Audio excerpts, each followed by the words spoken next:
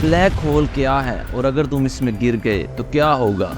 आज हम बात करेंगे एक ऐसी चीज की जो दुनिया की सबसे अजीब चीजों में से एक है, ब्लैक होल। ब्लैक होल समझना थोड़ा मुश्किल है क्योंकि ये ना तो कोई आम चीज है और ना ही कोई आसान कॉन्सेप्ट। ये कैसे बनता है और अगर तुम इसमें गिर जाओ तो क्या होगा, तो चलो सब समझने की कोशिश करते हैं। तो सबसे पहले बात करते हैं ब्लैक होल की पहचान की। ब्लैक होल का असली असल एक बड़ा सितारा होता है। सितारे मोस्टली हाइड्रोजन आइटम का एक बहुत बड़ा ग्रुप होता है जो अपनी ग्रेविटी के नीचे कोलैप्स करते हैं।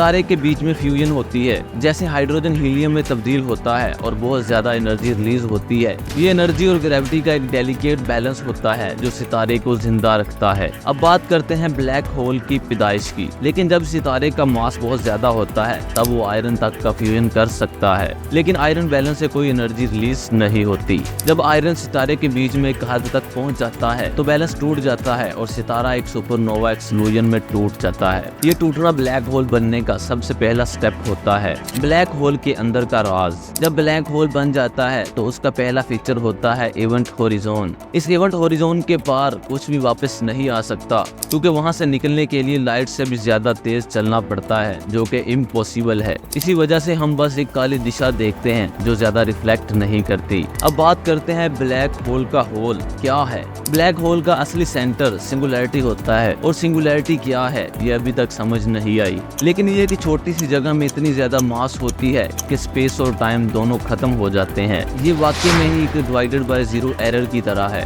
ब्लैक होल वैक्यूम क्लीनर की तरह चीजें नहीं खींचती। अगर हम सूरज को एक ब्लैक होल से बदल दें तो ज्यादा फर्क नहीं पड़ेगा, सिवाय इसके कि हम ठंड से मर जाएं। अगर तुम एक ब्लैक होल में गिर जाओ तो तुम्हारा वक्त धीरे धीरे चलता जाएगा।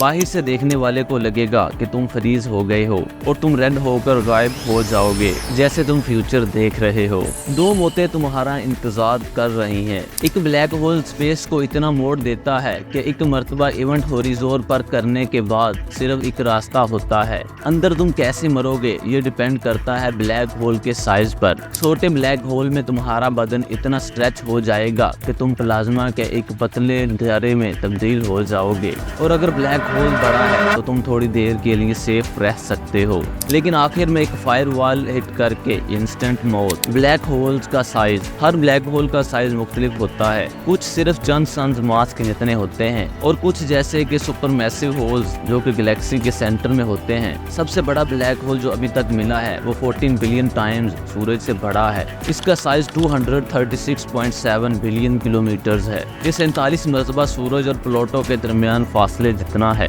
हॉकिंग्स रेडिएशन और ब्लैक होल्स का अंत। ब्लैक होल्स हमेशा जिंदा नहीं रहते हॉकिंग रेडिएशन की वजह से। ये आहिस्ता आहिस्ता अपनी एनर्जी को खो देते हैं। जब ब्लैक होल इतना छोटा हो जाता है कि उसका मास एक एस्टेरॉयड जितना रह जाता है तो वो एक न्यूक्लियर एक्सप्लोजन की तरह एक्सप्लोड करता है, लेकिन ये प्रोसेस बहुत धीरे होता है और आखिरी ब्लैक होल को खत्म होने में बहुत साल लग सकते हैं। इतना ज्यादा वक्त कि जब ये खत्म होगा तो यूनिवर्स में कोई भी जिंदा नहीं होगा। तो ये थी एक छोटी सी झलकी ब्लैक होल्स के बारे में, लेकिन कहानी अभी खत्म नहीं होती।